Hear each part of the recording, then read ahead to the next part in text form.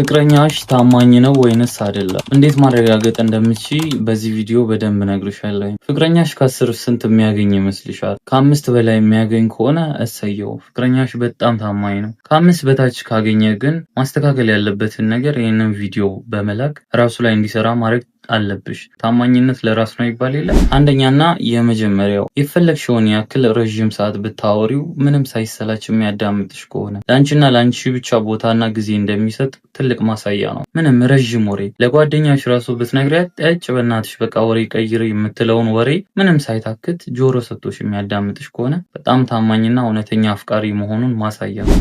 ሁለተኛ ቃሉን ጠባቂ ከሆነ የሆነ ነገር አደርገዋለሁ ካለ፣ እሰራለሁ ካለ፣ እገዛልሻለሁ፣ አደርግልሻለሁ ብሎ የሚያደርገው ከሆነ ያንን ነገር የሚያሳካው ከሆነ ባያሳካ ራሱ እስከ መጨረሻው ጠብታ ድረስ የሚጋፈጥ ከሆነ እውነተኛ አፍቃሪሽ ነው። ወንድ ልጅ ቃሉን ለመጠበቅ አፈር ድሜ የሚግጠው ለእናቱና ለፍቅረኛው ነው፣ ቦታ ለሚሰጠው አካል። ሶስተኛ ስልኩን ያለምንም ስጋትና መጨነቅ አጠገብሽ ጥሎ የፈለገበት የሚሄድ ከሆነ ያለምንም ስጋት የሚሰጥሽ ከሆነ ስልኩን በፍሪደም ላንቺ መስጠት የሚችል ከሆነ ታማኝ ነው። ምንም ካንቺ የሚደብቀው ነገር የለም። አብዛኞቹ ወንዶች ቺት የሚያደርጉት ከሌላ ሴት ጋር የሚያወሩት እየሰሩ ያሉት ግፍ እንዳይታወቅ ስልካቸውን ለፍቅረኛቸው ይከለክላሉ። ለምንድነው ስልክህን የምከለክለኝ? ለምንድነው ስልክ ማታስነካኝ ሲባሉ ይህ ፕራይቬት ነው፣ ፍቅራችን እንዳለ እንደዛ ብሎ ነገር የለም። እሳት በሌለበት ጭስ አይኖርም። የሆነ ነገር አለ። ያ ተጠራጣሪ ምናምን እያልኩ አይደለም። ነገር ግን እያንዳንዱ የሚሆነው ነገር ትርጉም አለው። እዚህ ጋር እያወራውኝ ያለሁት ስለ እውነተኛ አፍቃሪ ስለሆነ ነው የሚያደርጉትን ነገር እያወራሁት ያለሁት። እንደዛ ካደረገ ደግሞ እውነተኛ አይደለም ማለት አይደለም። ግን ደግሞ ነጥብ ያዥ እንዳትረሽ። ነጥቦቹ ተደምረው ነው ቦታ የሚሰጣቸው እንጂ በአንድ ነገር ዘለሽ መወሰን አትችይም። አራተኛ ከአንቺ ጋር መቼም እና የትም መታየት አይፈራም። የትም ቦታ እንሂድ በይው፣ በየትኛውም ቀን አብሮሽ መታየት ምንም በቃ የሚያሰጋው ነገር አይደለም። እውነተኛ አፍቃሪ አንድ ወንድ ካልሆነ በዛ ፍቅር አያምንበትም። ስለዚህ ያላመነበትን ነገር ይዞ መታየት አይፈልግም። ወንድ ልጅ እቺ ፍቅረኛ አይነች ምናምን ብሎ አፉን ሞልቶ ለሰው የሚያስተዋውቀው እጇን ይዞ በከተማ መሀል የሚዞረው እውነተኛ አፍቃሪዋ ሲሆን ነው።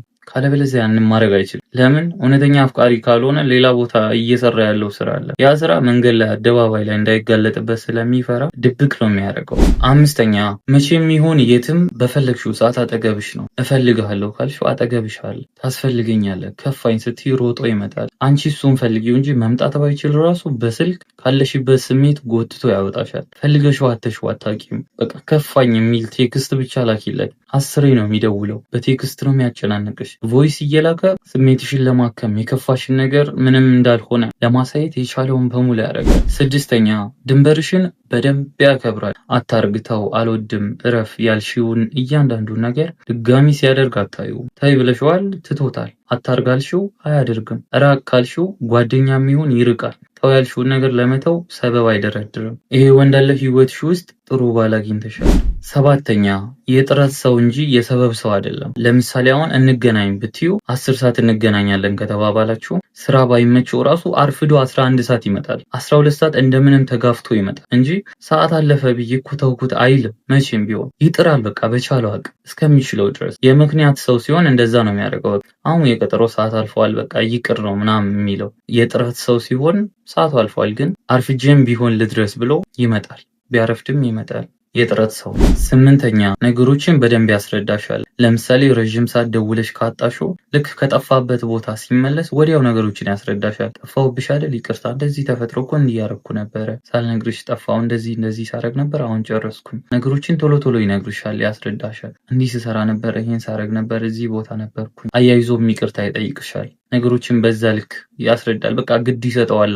አንቺ የሆነን ነገር በምን አይነት መንገድ ተረድተሽዋል የሚለው አስተሳሰብሽ ግድ ይሰጠዋል። ያንን አስተሳሰብ ደግሞ ልክ ያልሆነ ነገር አሰበሽ ውስጥሽ እንዳይረበሽ፣ ጠልቶኛል፣ አልፈለገኝም ብለሽ እንዳታስቢ ስለሚጨነቅ ባለው በሌለው አቅሙ ነገሮችን ያስረዳሻል። ዘጠነኛ ለጠየቀው ሰው ሁላ ምንም ሳይፈራ ሼም ሳይይዘው ሳይሸማቀቅ ፍቅረኛ እኮ ነች በጣም አፈቅራታለሁ ብሎ ስሜቱንም ፍቅረኛው እንደሆንሽም በኮንፊደንስ ማውራት መመለስ የሚችል ከሆነ ይሄ ወንድ በቃ አልኩ። ከ10 4 ቢሰጠው ራሱ ይገባዋል። ይሄን ብቻ ስላደረገ ማለት በቃ ትልቅ ነገር ነው። ታማኝነቱን ያሳያል።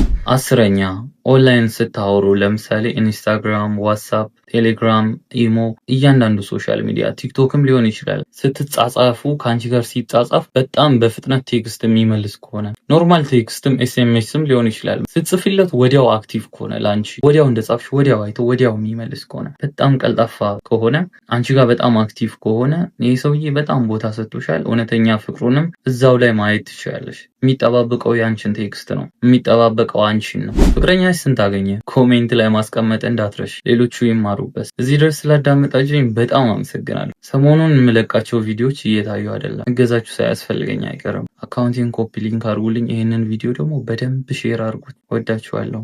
መልካም ጊዜ